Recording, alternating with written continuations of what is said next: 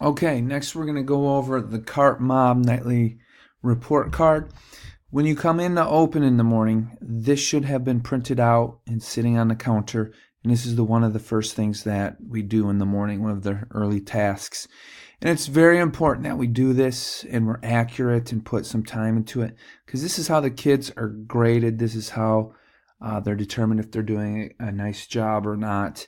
And there's some incentives for them. Their incentive is to score 100% every night. If they reach those goals, they get the opportunity to throw a dart at a dartboard, and wherever the dart lands, they get that amount of cash extra. And it's just a little thing that helps motivate them. They get recognized in front of their peers, and it's just kind of a fun thing to do.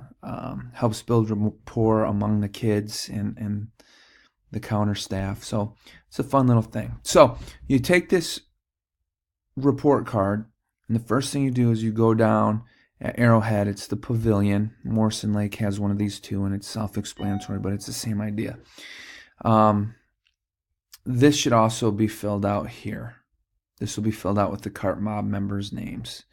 That way we can hold people accountable as well. We want to keep people accountable. That's why we do this as well.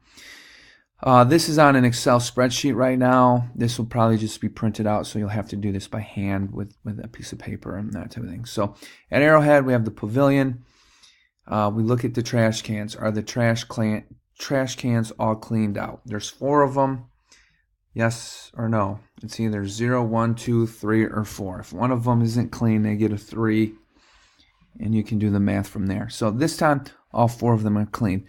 How do you define clean? Well, there can't be anything left behind. Now, when I say anything, okay, 1 or 2 pieces of trash is not a big deal. If it's food or something, no, absolutely, that needs to be addressed, and that should have been cleaned up. We don't want animals attacking the pavilion and the trash, and that just is a recipe for a mess. And the counter person usually is the person who has to clean that up, because they're the first one there in the morning. And there's nothing worse than coming into the pavilion after kids have left a bunch of food in the trash, and you're trying to get the day started, and it's just a raccoon orgy of food everywhere. So we don't want that. Next, the tables. Are the tables clean? Yes or no? Certain times of the year, pollen is in the air and collects on the tables. Dust always is collecting. They have to clean that up at night. It's either yes or no. If they've done all of them except one, that would be a no. All the tables have to be clean, including the seats. So in this particular situation, yes, it's clean. Is the floor clean? Has it been swept?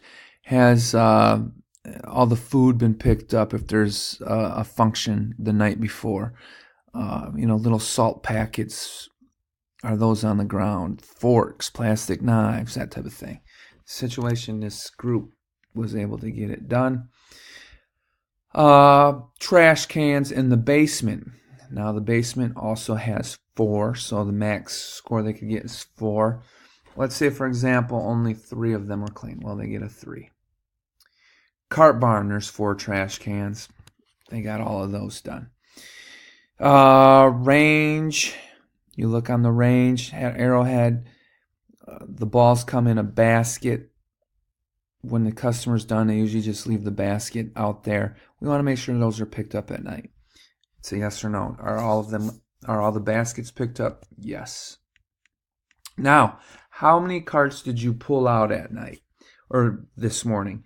And this is just something that just progresses throughout your shift as you open. Let's say you pulled out 18. Let me mark down 18. And the number of carts you pulled out that were dirty, let's say one of them was dirty, so only one of them. So that number of carts that pulled out that were dirty. How do you define a dirty cart? A dirty cart is one that has cans in it, trash, food, teas, things of that nature. So we definitely want to make sure that's cleaned up That's first impression. That's their job and whatnot. So they had 32 potential things that they were scored upon, and they had one thing right here, one trash can wasn't clean, and one cart. So their score was 30 out of 32, which, ouch, it turns into a 94%. And you notice right here, a 95% is what the minimum standard is. In this particular situation, this would be a heads up, and the kids would be talked to and said, hey, look, we've got to make sure we don't do this. It would be a warning. We got to make sure we're 95% or higher. As you can see, it can really determine, one thing can really determine whether or not they get a passing score. And that's done on purpose to keep the kids on their toes, to keep them accountable. It's not tough work. It's just paying attention to details and that type of thing. If they were to get a sub 95 again, it would be a warning. Actually, it's a strike. The first time is a warning. The next time is a strike. The third time is strike 2. And then if they do it a fourth time, it's grounds for dismissal. What they're ultimately trying to do is get 100%, as I said earlier. If they do that, they're really getting the job done, and they're recognized for a job well done. So that's the CART Mob Tracker. If you have any questions, feel free to ask. Thank you.